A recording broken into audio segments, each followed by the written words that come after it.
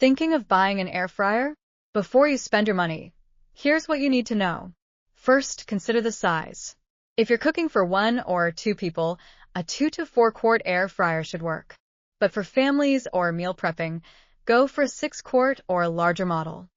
Next, look at wattage. Air fryers typically range from 1,200 to 1,800 watts.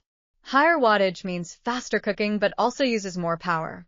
Cooking features are important too. Some air fryers have manual dials, while others come with pre-programmed settings for fries, chicken, steak, and even baking. Choose what fits your cooking style best. Cleaning can be a deal breaker. Look for dishwasher-safe, non-stick baskets. They're much easier to maintain than ones with coatings that wear out over time. Finally, watch out for unnecessary extras. Features like dehydrators and rotisserie functions sound great, but if you won't use them, you might be overpaying. Picking the right air fryer can make cooking easier and healthier.